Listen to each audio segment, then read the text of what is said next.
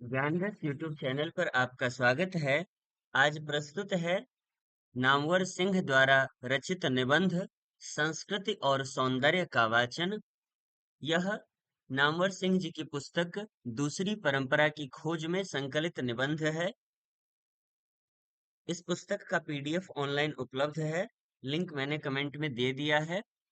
इसके अलावा राजकमल से प्रकाशित है यह पुस्तक, और आप वहां से इस पुस्तक को खरीद सकते हैं। यह समर्पित है पुस्तक हजारी प्रसाद द्विवेदी के नाम राशि और समान धर्मा फक्कड़ आधुनिक कबीर नागार्जुन को 70 पार करने पर। तो नागार्जुन को यह पुस्तक समर्पित है। यह भूमिका है और ये अनुक्रम है। इस निबंध संग्रह में ये कुल 8 निबंध संकलित हैं। इनमें से हमें दूसरी परंपरा की खोज पढ़ना है। अ, दूसरी परंपरा की खोज नहीं, हमें संस्कृति और सौंदर्य पढ़ना है। तो इस निबंध पर चलते हैं। संस्कृति और सौंदर्य।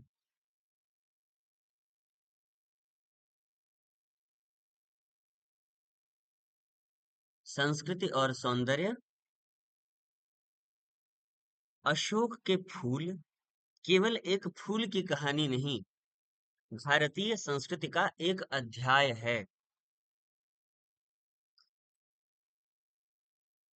और इस अध्याय का अनंग लेख पढ़ने वाले हिंदी में पहले व्यक्ति हैं हजारी प्रसाद द्विवेदी।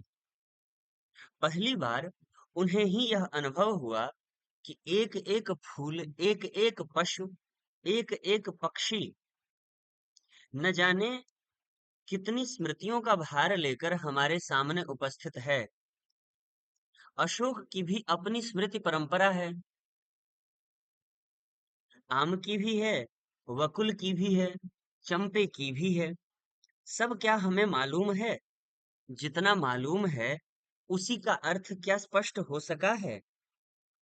अब तो खैर हिंदी में फूलों पर ललित लेख लिखने वाले कई लेखक निकल आए हैं, लेकिन कहने की आवश्यकता नहीं कि अशोक का फूल आज भी अपनी जगह है। कालिदास के प्रेमी पंडितों को पहली बार इस रहस्योद्घाटन से अवश्य ही धक्का लगा होगा कि जिस कवि को वे अब तक अपनी आर्य संस्कृति का महान गायक समझते आ रहे थे, वह गंधर्व, यक्ष, किन्नर आदि आर्येतर जातियों के विश्वासों और सौंदर्य कल्पनाओं का सबसे अधिक ऋणी है। वैसे तो भारत को महामानव सागर कहने वाले रविंद्रनाथ ठाकुर एक अरसे से यह बतलाते आ रहे थे कि जिसे हम हिंदू रीति नीति कहते हैं, वह अनेक आर्य और आर्येतर उपादानों का मिश्रण है। किंतु यही संदेश अशोक फूल के माध्यम से आया तो उसकी चोट कुछ और ही थी। क्या इसलिए कि यह मनोजन्मा कंदर्प के धनुष धनुष से छूटा है? फूल की मार कितनी गहरी हो सकती है, इसका एहसास कराने के लिए अशोक के फूल के ये दो वाक्य काफी हैं। देश और जाति की विशुद्ध संस्कृति केवल बात की बात है। सब कुछ में मिलावट है, सब कुछ अविशुद्ध है। और सच कहा जाए तो आर्य संस्कृति की शुद्धता के अहंकार पर चोट करने के लिए ही अशोक के फूल लिखा गया है, प्रकृति वर्णन करने के लिए नहीं। यह निबंध द्विवेदी जी के शुद्ध पुष्प प्रेम का प्रमाण नहीं, बल्कि संस्कृत दृष्टि का अनूठा दस्तावेज है। अब तो भारत की सामासिक संस्कृति की दिन रात माला जपने वाले बहुतेरे हो गए हैं। दिनकर जी ने तो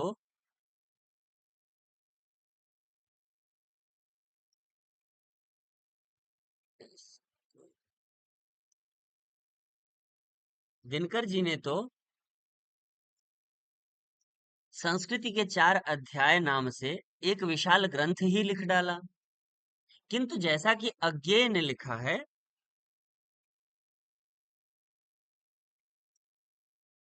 काव्य की पड़ताल में तो दिनकर शुद्ध काव्य की खोज में लगे थे। काव्य की पड़ताल में तो दिनकर शुद्ध काव्य की खोज में लगे थे, लेकिन संस्कृति की खोज में उनका आग्रह मिश्र संस्कृति पर ही था। 4 अध्याय, संस्कृति के 4 अध्याय भारतीय संस्कृति की मिश्रता को ही उजागर करने का प्रयत्न है, उसकी संग्राहकता को नहीं। संस्कृति का चिंतन करने वाले किसी भी विद्वान के सामने यह बात स्पष्ट होनी चाहिए कि संस्कृतियां प्रभाव ग्रहण करती हैं, अपने अनुभव को समृद्धतर बनाती हैं, लेकिन यह प्रक्रिया मिश्रण की नहीं है। संस्कार का नाम ही इस बात को स्पष्ट कर देता है। यह मानना कठिन है कि संस्कृति की यह परिभाषा दिनकर की जानी हुई नहीं थी। उनका जीवन भी कहीं उस मिश्रता को स्वीकार करता नहीं जान पड़ता था, जिसकी वकालत उन्होंने की। तब क्या यह संदेह संगत नहीं कि उनकी अवधारणा एक वकालत ही थी, दृष्टि का उन्मेष नहीं? और अगर वकालत ही थी, तो उनका मुवक्किल क्या समकालीन राजनीति का एक पक्ष ही नहीं था, जिसके सांस्कृतिक कर्णधार स्वयं भी मिश्रता का सिद्धांत नहीं मानते थे, लेकिन अपनी स्थिति दृढ़तर बनाने के लिए उसे अपना रहे थे? ये अज्ञेय की पुस्तक स्मृति लेखा में संकलित है, निबंध जिससे इन्होंने यह उद्धरण लिया है। इस मिश्र संस्कृति की राजनीति से द्विवेदी जी कितने अलग थे, इसका प्रमाण यह है कि स्वाधीनता प्राप्ति के बाद जब से राष्ट्रीय स्तर पर अनुमोदित और प्रोत्साहित नीति के रूप में सामासिक संस्कृति का बोलबाला हुआ, द्विवेदी जी ने इस विषय पर लिखना लगभग बंद कर दिया। स्पष्ट है कि वे मिश्र संस्कृति के वकील न थे और न एक वकील की तरह अपने पक्ष के लिए इतिहास से तथ्य बटोरने ही गए थे। उन्होंने तो उस अनुभूति को वाणी दी जो अपने अतीत के साहित्य को पढ़ते और कलाकृतियों को देखते समय अंतरतम में उठी थी।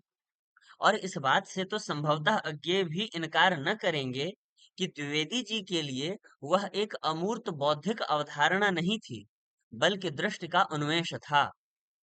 इसीलिए जब द्विवेदी जी कहते हैं कि सब कुछ अविशुद्ध है, तो तुरंत बाद यह भी जोड़ते हैं कि शुद्ध है केवल मनुष्य की जिजीविषा। वह गंगा की अबाधित अनाहत धारा के समान सब कुछ को हजम करने के बाद भी पवित्र है। इस संदर्भ में उल्लेखनीय है कि अज्ञेय जहां संस्कृति की केवल संग्राहकता की हिमायत करते हैं, वहां द्विवेदी जी त्याग का जिक्र करना नहीं भूलते। अशोक के फूल में ही उसी अनुच्छेद के अंतर्गत एक दृष्टा की तरह मानव जाति की दुर्दम निर्मम धारा के हजारों वर्ष का रूप साफ देखते हुए वे कहते हैं, द्विवेदी जी, मनुष्य की जीवनी शक्ति बड़ी निर्मम है। वह सभ्यता और संस्कृति के वृथा मोहों को रौंदती चली आ रही है। न जाने कितने धर्माचारों न जाने कितने धर्माचारों, विश्वासों, उत्सवों और व्रतों को धोती बहाती यह जीवन धारा आगे बढ़ी है। संघर्षों से मनुष्य ने नई शक्ति पाई है।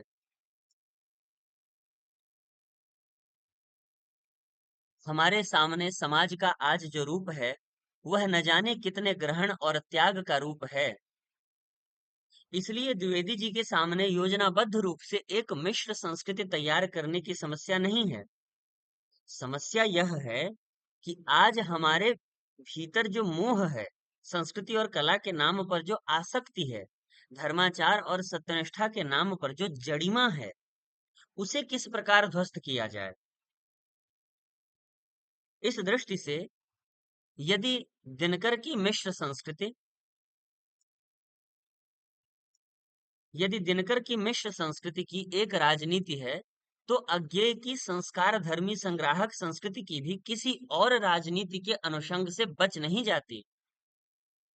जब वह कहते हैं कि संस्कृतियां प्रभाव ग्रहण करती हैं, अपने अनुभव को समृद्धतर बनाती हैं,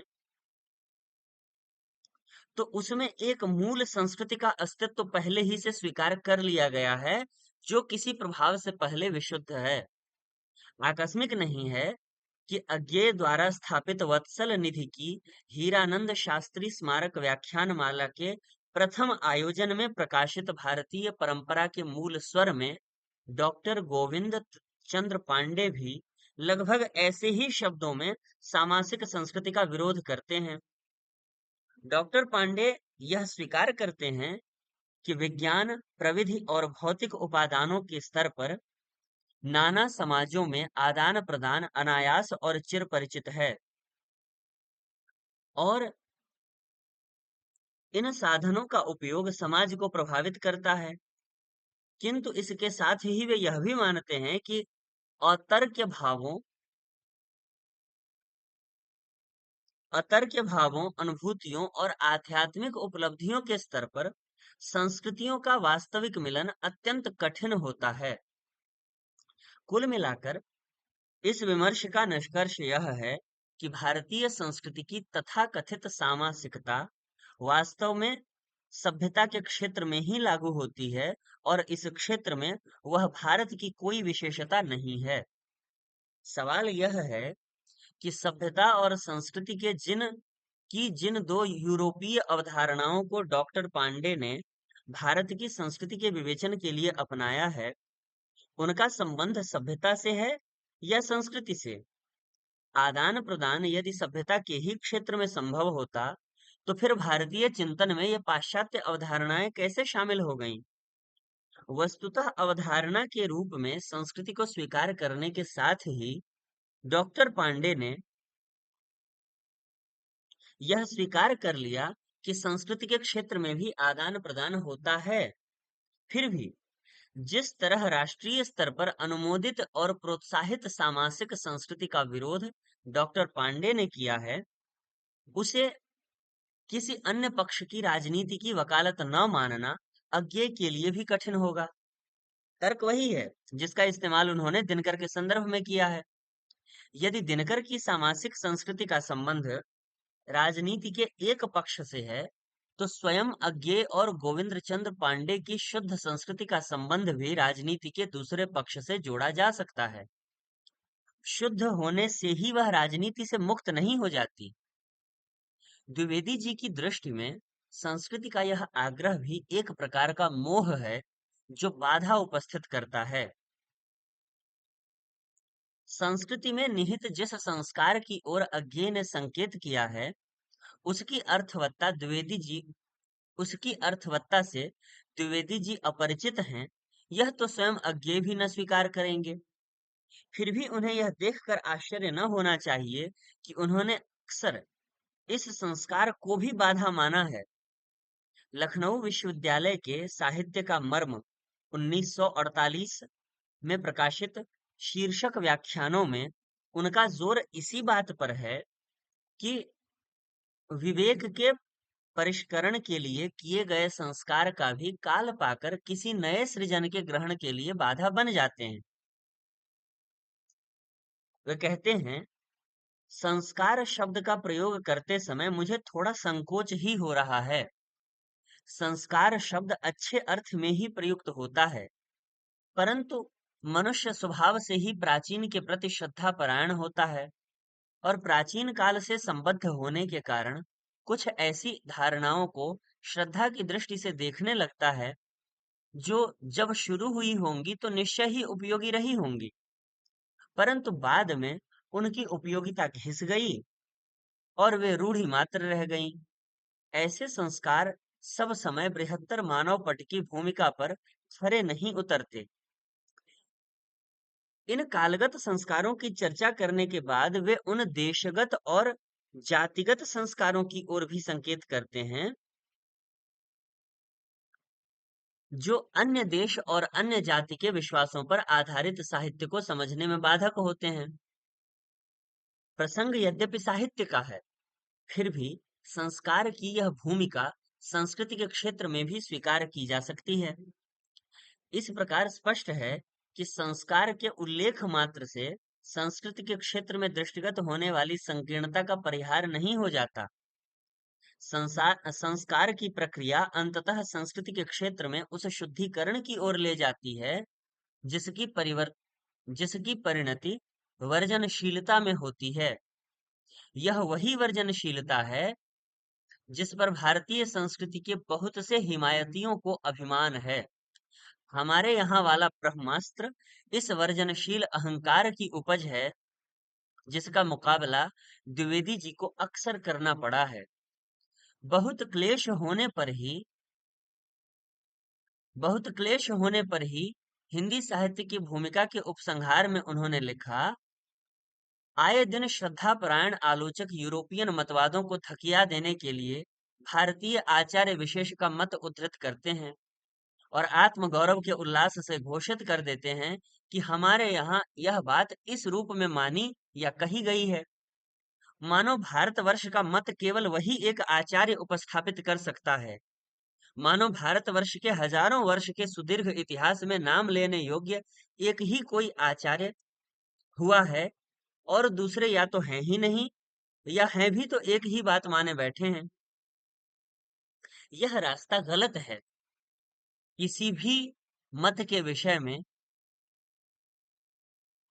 किसी भी मत के विषय में भारतीय मनीषा ने गड्डलिका प्रवाह की नीति का अनुसरण नहीं किया है। प्रत्येक बात में प्रत्येक बात में ऐसे बहुत से मत पाए जाते हैं, जो परस्पर एक दूसरे के विरुद्ध पड़ते हैं। पंडितों की समझ का यह इकहरापन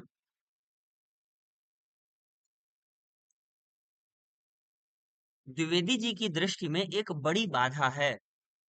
इस संकीर्ण इकहरेपन के खिलाफ संघर्ष करते हुए उन्होंने भारतीय संस्कृति की विविधता, जटिलता, परस्पर विरोधी जीवंतता और समृद्धि का पुनः सृजन किया।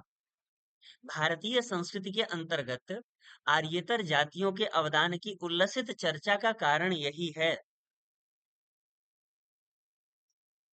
यदि इस प्रयास में कहीं आर्य श्रेष्ठता के अहंकार को ठेस लगती है, तो द्विवेदी जी इस बात से चिंतित नहीं दिखते। वस्तुतः यह दूसरी परंपरा की खोज का प्रयास है, जिसका प्रयोजन मुख्यतः पंडितों की इकहरी परंपरा की संकीर्णता का निदर्शन है।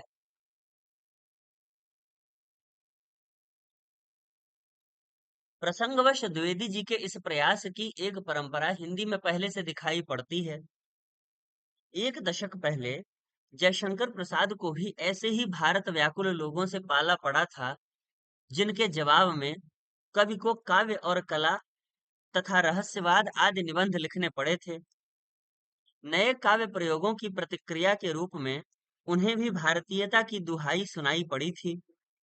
काव्य और कला निबंध का आरंभ ही इस प्रकार होता है कि भारतीय वाङ्मय की सुरुचि संबंधी विचित्रताओं को बिना देखे ही अत्यंत शीघ्रता में आजकल अमुक वस्तु अभारतीय है अथवा भारतीय संस्कृति की सुरुचि के विरुद्ध है, कह देने की परिपाटी चल पड़ी है।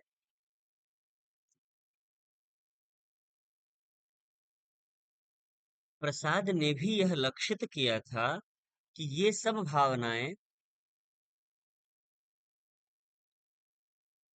भावनाएं साधारणतः हमारे विचारों की संकीर्णता से और प्रधानतः अपनी स्वरूप विस्मृति से उत्पन्न हैं। यह संकीर्णता और स्वरूप विस्मृति अपनी परंपरा के ऐतिहासिक और वैज्ञानिक विवेचन से ही दूर हो सकती है। किंतु प्रसाद ने अनुभव किया कि इसका ऐतिहासिक और वैज्ञानिक विवेचन होने की संभावना जैसी पाश्चात्य साहित्य में है, वैसी भारतीय साहित्य में नहीं। उनके पास अरस्तु से लेकर वर्तमान काल तक की सौंदर्यानुभूति संबंधिनी विचारधारा का क्रम विकास और प्रतीकों के साथ साथ उनका इतिहास तो है ही। सबसे अच्छा साधन उनकी अविच्छिन्न सांस्कृतिक एकता भी है। हमारी भाषा के साहित्य में वैसा सामंजस्य नहीं है। बीच बीच में इतने अभाव या अंधकार काल हैं कि उनमें कितनी ही विरुद्ध संस्कृतियां भारतीय रंग के स्थल पर अवतीर्ण और लोप होती दिखाई देती हैं, जिन्होंने हमारी सौंदर्यानुभूति के प्रतीकों को अनेक प्रकार से विकृत करने का ही उद्योग किया है। अपनी परंपरा में इस अभाव और अंधकार काल के बावजूद प्रसाद ने रहस्यवाद शीर्षक निबंध में सौंदर्यानुभूति की परंपरा को पुनर्निर्मित करने का प्रयास किया है। इस परंपरा का आरंभ भी ऋग्वेद से ही होता है, किंतु यह आर्यजन की वह परंपरा है जिसके प्रतिनिधि इंद्र हैं और जिसमें काम की पूर्ण स्वीकृति है। यह वरुण के अधिनायकत्व में विकसित होने वाली असुर परंपरा से सर्वथा भिन्न है, जो विधि विधान और विवेक को विशेष महत्व देती थी।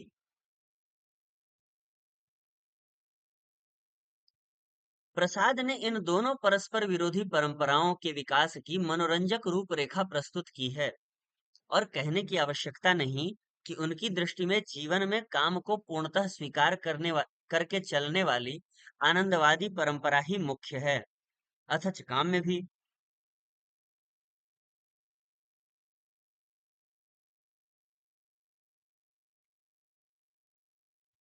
किसी प्रकार की प्रतिक्रिया प्राप्त न होने के कारण यह कहना कठिन है कि द्विवेदी जी प्रसाद द्वारा निरूपित आनंदवादी परंपरा से किस हद तक परिचित थे, किंतु तत्वतः यह वही परंपरा है जिसका श्रेय वे गंधर्व, नाग, द्रविड़ आदि आर्यतर जातियों को देते हैं।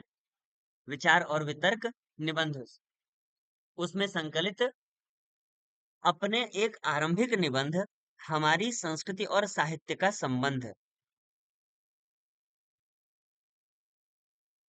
में लिखा है कि सबसे अधिक आर्येतर संशव साहित्य और ललित कलाओं के क्षेत्र में हुआ है।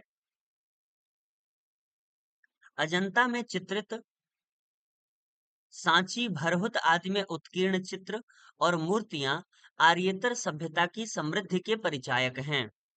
महाभारत और कालिदास महाभारत और कालिदास के काव्यों की तुलना करने से जान पड़ेगा कि दोनों दो चीजें हैं।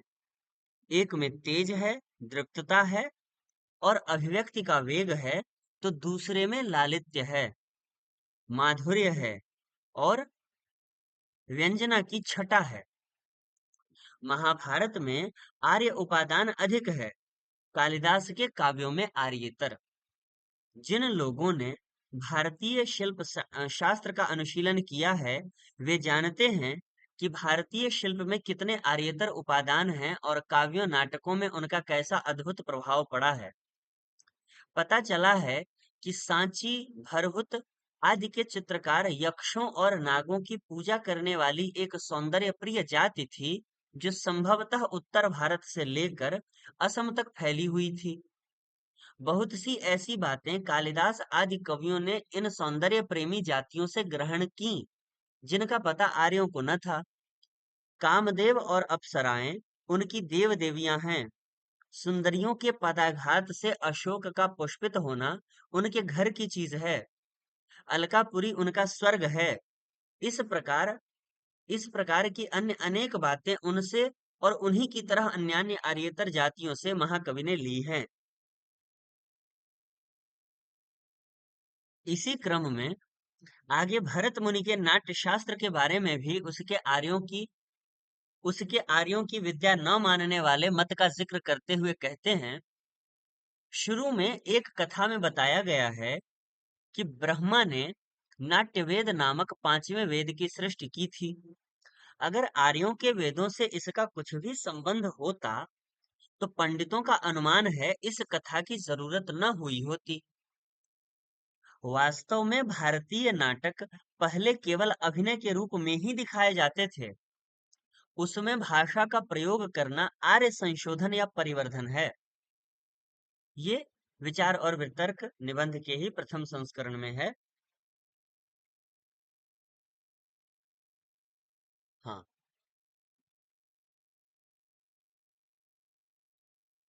आर्येतर अवदान की इस सूची में यदि भक्ति द्राविड़ उपजी और आभीरों के आराध्य देव बाल कृष्ण तथा देवी राधा को जोड़ लें, तो हमारी परंपरा में सुंदर माने जाने वाला ऐसा कुछ भी नहीं बचता जो आर्येतर न हो। एक भक्ति काव्य को छोड़कर प्रसाद और हजारी प्रसाद द्विवेदी में इस बात को लेकर कोई मतभेद नहीं है कि क्या क्या सुंदर है। अंतर केवल यह है कि प्रसाद जिसे आर्यों के एक समुदाय की परंपरा कहते हैं, हजारी प्रसाद द्विवेदी उसे ही विभिन्न आर्यतर जातियों का अवदान मानते हैं। फिर भी एक बात में उभयत्र समानता है कि हमारी परंपरा में जो भी सुंदर है वह आर्य नाम से प्रचारित मिथक से भिन्न है।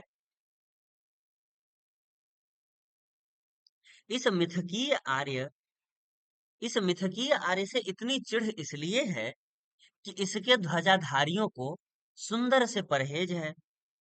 जैसा कि प्रसाद ने रहस्यवाद शीर्षक निबंध में स्पष्ट लिखा है,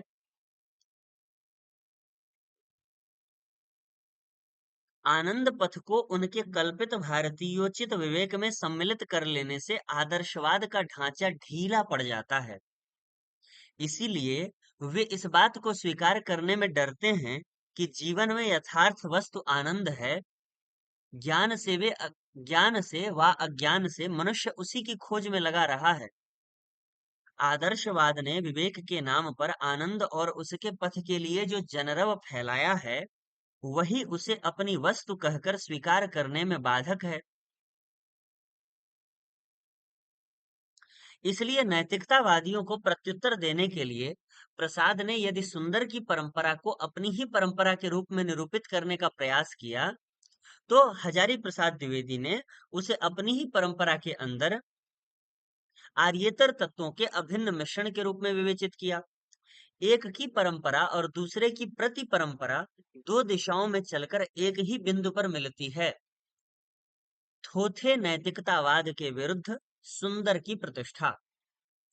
सुंदर को ही लेकर यह सारा विवाद इसलिए है कि जैसा प्रसाद ने कहा है, संस्कृति सौंदर्य बोध के विकसित होने की मौलिक चेष्टा है। यह आकस्मिक नहीं है कि भारतीय संस्कृति के नाम पर नैतिकता की ध्वजा फहराने वाले प्रकृति के सौंदर्य को तो किसी प्रकार सह लेते हैं, पर नारी सौंदर्य के सामने आंखें चुराने लगते हैं।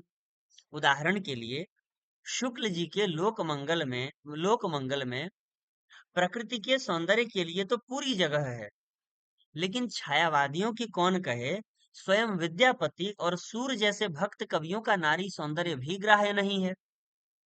आनंद और माधुर्य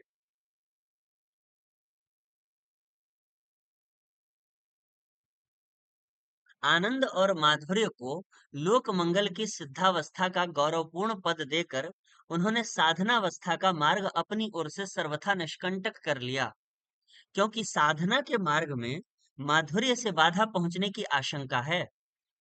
संभवतः ऐसे ही पूर्वग्रह का प्रत्याख्यान करने के लिए द्विवेदी जी ने अपनी साहित्य साधना के आरंभिक सोपान पर ही हिंदी साहित्य की भूमिका के साथ ही प्राचीन भारत का कला विलास 1940 ईस्वी में प्रकाशित नामक पुस्तक लिखी, जो आगे चलकर परिवर्धित रूप में प्राचीन भारत के कलात्मक विनोद नाम से छपी।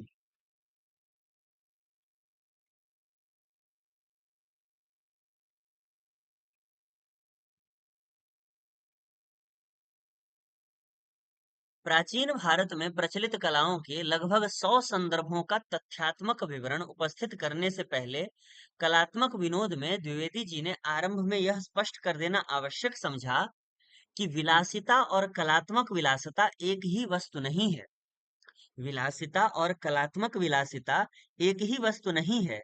खोजी विलासिता में केवल भूख रहती है, नंगी बुभुक्षा। पर कलात्मक विलासिता संयम चाहती है, शालीनता चाहती है, विवेक चाहती है।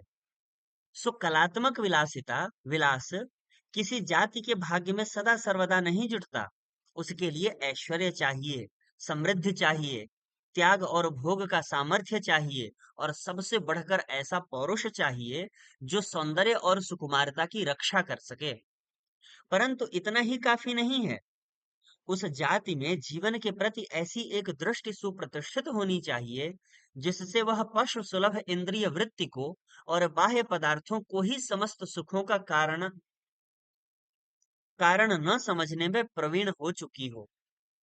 उस जाति की ऐतिहासिक और सांस्कृतिक परंपरा बड़ी और उदार होनी चाहिए, और उसमें एक ऐसा कौलीन्य गर्व होना चाहिए जो आत्ममर्यादा को समस्त दुनिया की सुख सुविधाओं से श्रेष्ठ समझता हो और जीवन के किसी भी क्षेत्र में असुंदर को बर्दाश्त न कर सकता हो।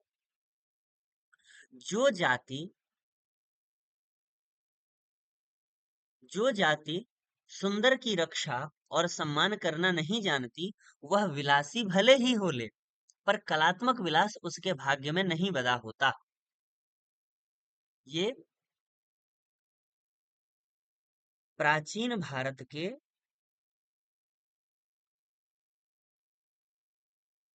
ये प्राचीन भारत में प्रचलित कलाओं के लगभग 100 संदर्भों का तथ्यात्मक विवरण उपस्थित करने से पहले कलात्मक विनोद में द्विवेदी जी ने यह उद्धरण दिया है।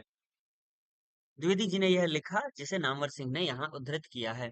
संक्षेप में, यह उस सौंदर्य बोध की संस्कृति है जिसका अत्यंत संवेदनशील और सूक्ष्म विवरण कलात्मक विनोद के बाद के पृष्ठों में मिलता है, या फिर बाणभट्ट की आत्मकथा, चारुचंद्र लेख, पुनर्नवा और अनामदास का पोथा जैसी सर्जनात्मक कृतियों के उन प्रसंगों में जहां नारी सौंदर्य अपने पूरे वैभव के साथ प्रकट होता है। नृत्य कला के प्रदर्शन के अवसर अक्सर उपस्थित होते हैं। कहने की आवश्यकता नहीं कि द्विवेदी जी के इस सौंदर्य बोध में सर्वथा शास्त्रीय प्रत्यभिज्ञान ही नहीं है, बल्कि उसमें एक सजग इंद्रिय संवेदन की प्रत्यग्रता भी है। रूप, शोभा, सुषमा, सौभाग्य, चारुता, लालित्य, लावण्य आदि का ऐसा सूक्ष्म परिज्ञान और संवेदन हिंदी में दुर्लभ ही है। इस सौंदर्य बोध को सामंती संस्कृति का पर्याय समझ लेने लिए जाने का भ्रम न हो, इसलिए मेघदूत एक पुरानी कहानी 1957 ईस्वी में प्रकाशित से पूर्व मेघ के पुष्पावली मुखानाम वाले 26वें छंद पर द्विवेदी जी की व्याख्या का एक अंश प्रस्तुत है। द्विवेदी जी ने लिखा है, जो संपत्ति परिश्रम से नहीं अर्जित की जाती और जिसके संरक्षण के लिए मनुष्य का रक्त पसीने में नहीं बदलता, वह केवल कुत्सित रुचि को प्रश्रय देती है। सात्विक सौंदर्य वहां है जहां चोटी का पसीना एड़ी तक आता है और नित्य समस्त विकारों को धोता रहता है। पसीना बड़ा पावक तत्व है मित्र। जहां इसकी धारा रुद्ध हो जाती है, वहां कलुष और विकार जमकर खड़े हो जाते हैं। विदिशा के प्रच्छन्न विलासियों में यह पावनकारी तत्व नहीं है। उनके चेहरों पर सात्विक तेज और उल्लसित करने वाली दीप्ति नहीं रह गई है। इसलिए मैं सलाह देता हूं कि विश्राम करके आगे बढ़ना, क्योंकि प्रातः काल निचली पहाड़ी के इर्द गिर्द तुमको मनुष्य की सात्विक शोभा दिखाई देगी। वहां सवेरे सूर्योदय के साथ ही साथ तुम थम तुम थम जल स्नात हम्म, श्रमजल स्नात श्रमजल स्नात नारियों की दिव्य शोभा देख सकोगे। नागरिक लोगों के आनंद और विलास के लिए कृषकों ने फूलों के अनेक बगीचे लगा रखे हैं। प्रातः काल कृषक वधुएं फूल चुनने के लिए इन पुष्पोद्यानों में आ जाती हैं। उन उस प्रदेश में इन्हें पुष्पलावी कहते हैं। पुष्पलावी अर्थात फूल चुनने वाली। ये पुष्पलावियां घर का कामकाज समाप्त करके उद्यानों में आ जाती हैं और मध्याह्न तक फूल चुनती रहती हैं। सूर्य के ताप से इनका मुखमंडल म्लान हो उठता है। गंडस्थल के पसीने की धारा बह चलती है और इस स्वेद धारा के निरंतर संस्पर्श से उनके कानों के आभरण रूप में विराजमान नील कमल मलिन हो उठते हैं। दिन भर की तपस्या के बाद वे इतना कमा लेती हैं कि किसी प्रकार उनकी जीवन यात्रा चल सके। परंतु तुमको यही सात्विक सौंदर्य के दर्शन होंगे। उनके दीप्त मुखमंडल पर शालीनता का जो तेज देखोगे, उनकी भ्रूभंग विलास से अपरिचित आंखों में सच्ची लज्जा के भार का दर्शन पाओगे और उनके उत्फुल्ल अधरों पर स्थिर भाव से विराजमान पवित्र स्मित रेखा को देखकर तुम समझ सकोगे कि शुच स्मिता किसे कहते हैं। इस पवित्र सौंदर्य को देखकर तुम निचली पहाड़ी की उद्दाम और उन्मत्त विलास लीला को भूल जाओगे। वहां तुम संचय का विकार देखोगे और यहाँ आत्मदान का सहज रूप। ये उक्त पुस्तक के प्रथम संस्करण में पृष्ठ संख्या 45-46 पर है। पुष्पलाभियों का यह श्रम जल स्नात सौंदर्य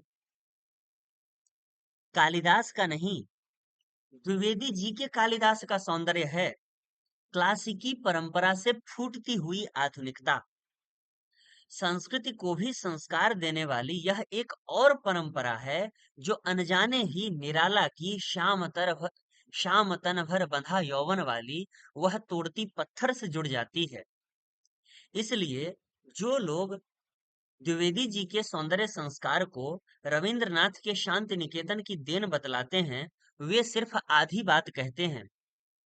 शांति निकेतन में चारों ओर संगीत और कला का जो वातावरण था, उसने निश्चय ही द्विवेदी जी के सुप्त सौंदर्य बोध को जागृत किया था।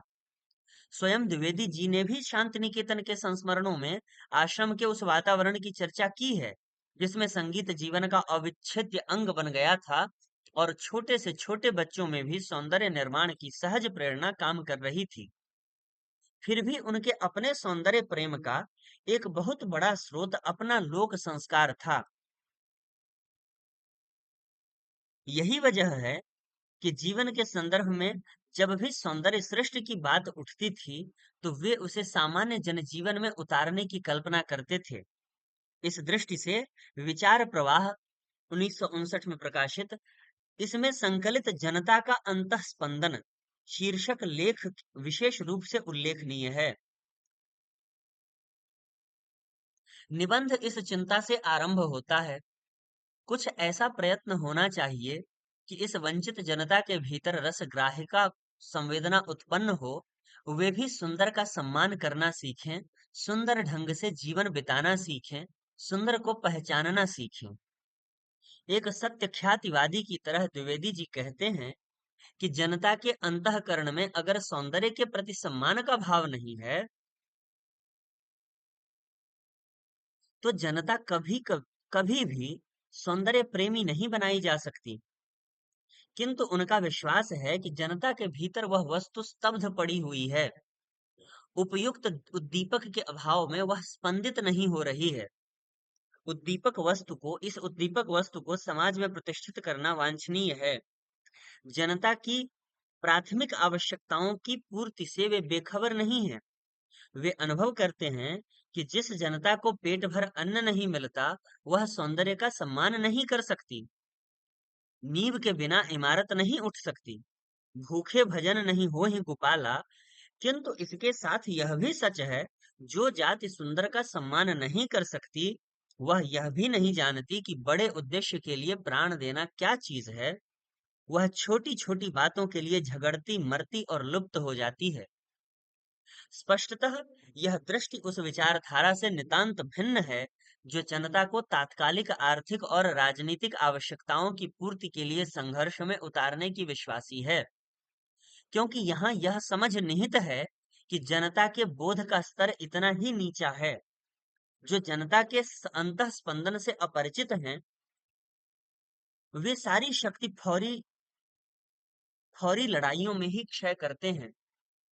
कोई जाति क्रांति जैसे बड़े उद्देश्य के लिए जान की बाजी लगाती है, तो इसलिए कि वह सिर्फ जीना नहीं चाहती, बल्कि सुंदर ढंग से जीना चाहती है। कहने की आवश्यकता नहीं कि आज के अनेक राजनीतिक संगठन और आंदोलन सिर्फ इसलिए असफल हो रहे हैं कि उनके सामने जीवन का यह बड़ा उद्देश्य नहीं है और वे सुंदर को एक अतिरिक्त या फालतू चीज समझते हैं।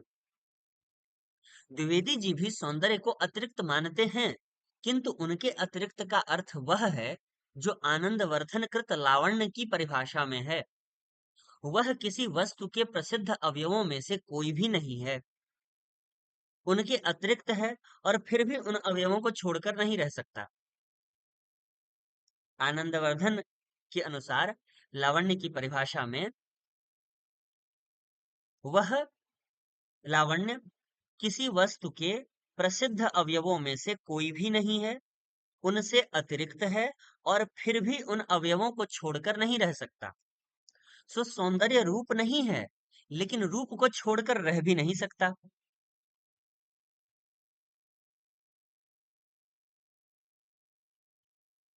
सौंदर्य रूप नहीं है, लेकिन रूप को छोड़कर रह भी नहीं सकता। इस शास्त्रीय परिभाषा से द्विवेदी जी जीवन के लिए जो निष्कर्ष निकालते हैं वह द्रष्टव्य है। कहते हैं, जीवन को सुंदर ढंग से बिताने के लिए भी जीवन का एक रूप होना चाहिए। बहुत से लोग कुछ भी न करने को भलापन समझते हैं। यह गलत धारणा है। सुंदर जीवन क्रियाशील होता है, क्योंकि क्रियाशीलता ही जीवन का रूप है। क्रियाशीलता को छोड़कर जीवन का सौंदर्य टिक नहीं सकता। द्विवेदी जी के अनुसार इस भाव से चालित जन समाज अंततः राजनीतिक और आर्थिक शक्तियों पर कब्जा करने के प्रयास से कम पर संतुष्ट नहीं हो सकता, क्योंकि समाज व्यवस्था को ज्यों का त्यों स्वीकार कर लेना एकदम असंभव हो गया है। किंतु उन संकीर्णतावादी क्रांतिकारियों से द्विवेदी जी सहमत नहीं हैं, जो मनुष्य के भविष्य को सुखी बनाने के नाम पर आज उसके सौंदर्य प्रेम को किसी न किसी बहाने कुचल देना चाहते हैं। अंतिम दिनों में लिखित परंपरा और आधुनिकता शीर्षक लेख में वे कहते हैं, जो मनुष्य को उसकी सहज वासनाओं और अद्भुत कल्पनाओं के राज्य से वंचित करके भविष्य में उसे सुखी बनाने के सपने देखता है, वह ठूठ तर्क परायण कठमुल्ला हो सकता है, आधुनिक बिल्कुल नहीं। वह मनुष्य को समूचे परिवेश से विच्छिन्न करके हाड़ मांस का यंत्र बनाना चाहता है। यह न तो संभव है, न वांछनीय। ये हजार प्रसाद द्विवेदी ग्रंथावली के भाग 9 में है। इसलिए द्विवेदी जी मनुष्य की समस्त रचयित्री आनंदिनी वृत्ति का विकास आवश्यक समझते हैं।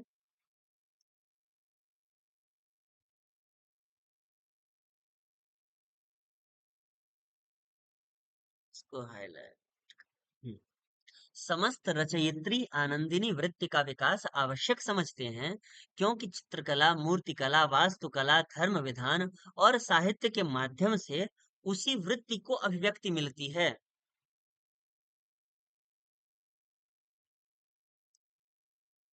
यह आकस्मिक नहीं कि अंतिम दिनों में वे सौंदर्य शास्त्र पर लालित्य मीमांसा नाम से एक पूरी पुस्तक लिख रहे थे। लालित्य मीमांसा अपने प्रिय कवि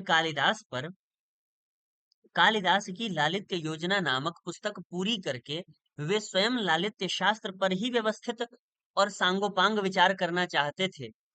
उनके जीवन की सुदीर्घ सौंदर्य चिंता और सौंदर्य साधना की यह स्वाभाविक परिणति थी। दुर्भाग्य से उस पुस्तक के केवल 5 ही निबंध पूरे हो पाए, पर उनसे भी उनकी व्यापक और मौलिक सौंदर्य चिंता का कुछ आभास मिल ही जाता है। उन्हें इस तथ्य का एहसास है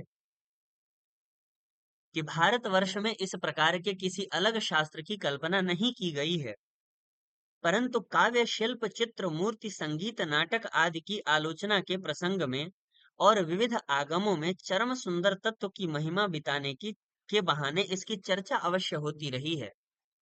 इसलिए अपनी इस छिन्न किंतु समृद्ध परंपरा के आधार पर ही उन्होंने लालित्य चिंतन के भवन निर्माण का प्रयास किया है। इस प्रयास का पहला उल्लेखनीय सूत्र यह है कि वे सौंदर्य को सौंदर्य न कहकर लालित्य कहना चाहते हैं।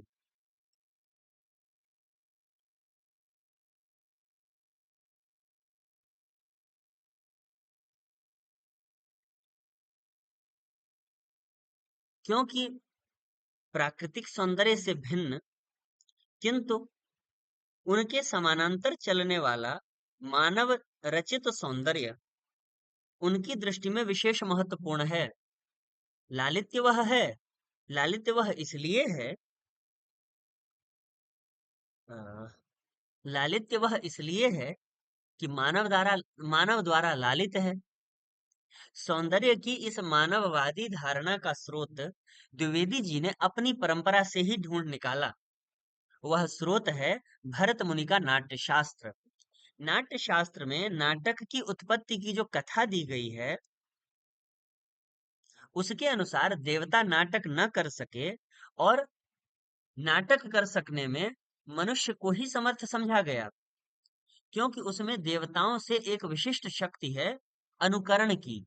यही नहीं, भरत मुनि ने अपने समय में प्रचलित रूपकों में से पूर्णांग सिर्फ नाटक और प्रकरण को ही माना, जहां नायक मनुष्य होता है। नायक पर विचार करते हुए प्रसंगवश नाट्य शास्त्र के अनुसार मनुष्य ही धीरोदात्त हो सकते हैं, जबकि देवाधीरोद्धता एव, क्योंकि देवों में फलागम के लिए उतावली होती है। धीरोदात्त की भांति धीर भाव से प्रत्याशा में वे नहीं उलझते। इस प्रकार द्विवेदी जी इस प्रकार द्विवेदी जी कला सृजन में मनुष्य की महिमा का सबल विवेक भरत मुनि से प्राप्त करते हैं। सौंदर्य को मनुष्य लालित्य मानने का दूसरा स्रोत है तांडव और लास्य का अंतर। पुराण गाथा गाथा के अनुसार शिव का तांडव रस भाव विवर्जित नृत्य है, जबकि पार्वती का लास्य रसभाव समन्वित नृत्य है। द्विवेदी जी इससे यह संकेत ग्रहण करते हैं कि तांडव जहां मानव पूर्व तत्वों का स्वतः स्फूर्त विकास है, वहां लास्य मानवीय प्रयासों का ललित रूप। अंत में आगमों में वर्णित विश्वव्यापिनी सर्जनात्मक शक्ति ललिता के प्रभामंडल से मंडित करते हुए वे मनुष्य निर्मित सौंदर्य तत्व को लालित्य की संज्ञा देते हैं।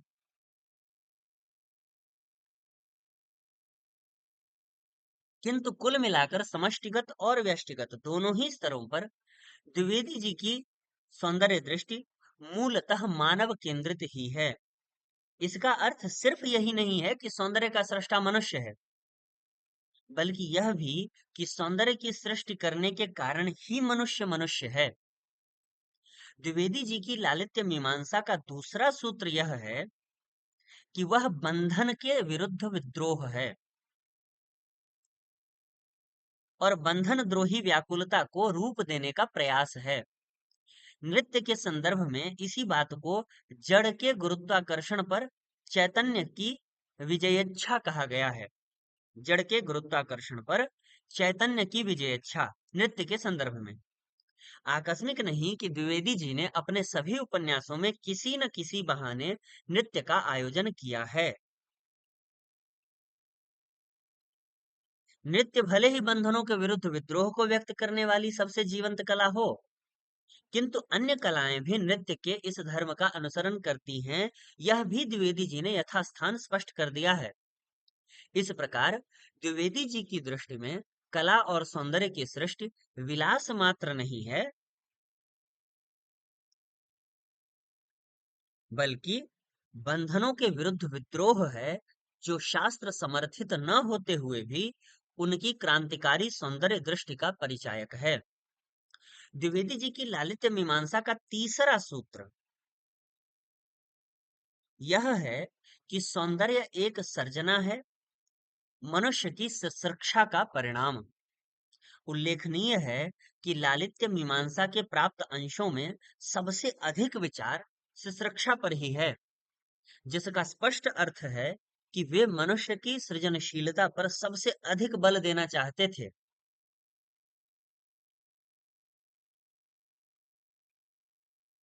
विवेचन की शब्दावली अवश्य पुरानी है और प्रायः शैव तथा शाक्त दर्शनों की इच्छा शक्ति और क्रिया शक्ति का सहारा लिया गया है, किंतु अंततः इस आध्यात्मिक शब्दावली के बीच से मनुष्य मनुष्य की वह सर्जनात्मक शक्ति ही प्रकाशित होती है, जो सौंदर्य कला और संस्कृति के मूल में है।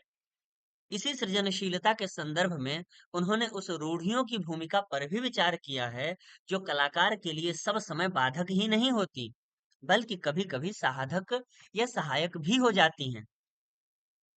रूढ़ियां कलाकार के लिए सब समय बाधक ही नहीं होती, बल्कि कभी-कभी साधक या सहायक भी हो जाती है। अंत में द्विवेदी जी एक ऐसे समग्र भाव के रूप में सौंदर्य की स्थापना करते हैं, जो धर्माचरण, नैतिकता आदि जीवन की सभी प्रकार की अभिव्यक्तियों को छाप कर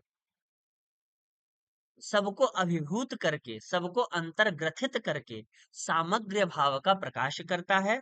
उन्हीं के शब्दों में, भाषा में, द्विवेदी जी के शब्दों में, भाषा में, मिथक में, धर्म में, काव्य में, मूर्ति में, चित्र में बहुधा अभिव्यक्त मानवीय इच्छा शक्ति का अनुपम विलास ही वह सौंदर्य है जिसकी मीमांसा का संकल्प लेकर हम चले हैं। मीमांसा दुर्भाग्यवश अपूर्ण ही रह गई, पर संकल्प सार्थक है। जनता का अंतः स्पंदन ही नहीं, बल्कि अन्य रचनाओं के प्रकाश में लालित्य मीमांसा के सूत्रों को देखें तो संकेत स्पष्ट है। जीवन का जीवन का समग्र विकास ही सौंदर्य है। यह सौंदर्य वस्तुतः एक सृजन व्यापार है। इस सृजन की क्षमता मनुष्य में अंतर्निहित है। वह इस सौंदर्य सृजन की क्षमता के कारण ही मनुष्य है। इस सृजन व्यापार का अर्थ है बंधनों से विद्रोह। इस प्रकार सौंदर्य विद्रोह है, मानव मुक्ति का प्रयास है।